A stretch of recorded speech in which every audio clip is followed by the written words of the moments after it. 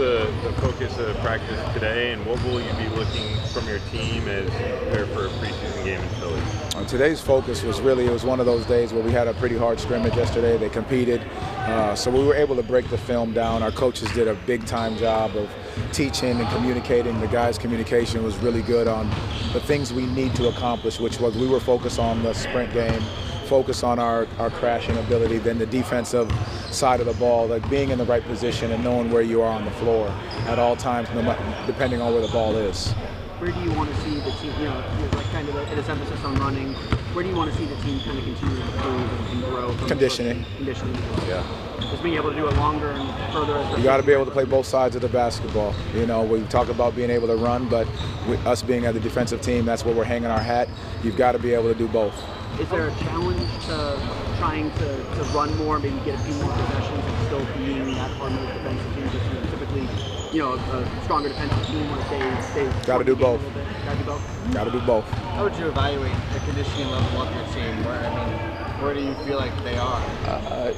I think this upcoming game will be able to tell us a little bit more. I think being 8 or 9 days into training camp, our ability to see that against a different opponent, having subs, knowing how long guys can go, I'll be able to evaluate it a little bit more as we get into this next game. How much have you made an emphasis too on the communication aspect of the team and making sure that they're communicating with each other, knowing where they're at, but being able to be able to speak out a little more? No, that's what they've asked each other to do, and I think yesterday the big term I used was ownership. Them being able to take ownership of what's right, what's wrong, what they feel, what they see, being able to communicate it to one another. And I say it time and time again, great teams are based on how well the guys communicate with one another and how they're holding each other accountable. And that's what this group is really moving towards. Jalen and Mo not available tomorrow, right? Correct. How is the health of the rest of your team after 4 more practices? I think they're sore, but they're all healthy. Do you have a plan? Are you planning to play everybody tomorrow, or is that still kind of the wait and see? That's the wait and see game a little bit. The annual GM survey came out this morning, and 47% of GMs view your team as the most improved at entering this season. How do you interpret the term most improved and the way the GMs view your team? I look at it as everybody's undefeated right now. So statistics can say one thing, opinions can say it's one thing. We got to get on the floor. And that's why our job is just to get better every day and not think about the outside voices of what they say and their opinions of what we're doing. Great that they think that, but now the other side of it is we've got to go out and put a product on the floor that we can be proud of every night. As far as kind of building conditioning, even just like a sense of practice, how critical is it the way the schedule is constructed to play at Philadelphia, come home, play games Sunday against another tough defensive team in Miami?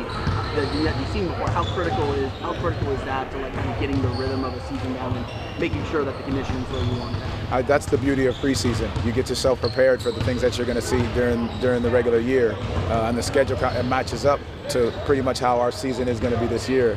Long road trip, come home, play one game, go back out, back-to-backs. You got to be prepared for it now, and using this preseason to work on what your body's going to be like and how you feel throughout the year. It starts now. Getting back to the media's question, there's a lot of flowery responses from GMs about Desmond Bain. As you talk to your counterparts throughout the league, what is the league view of him?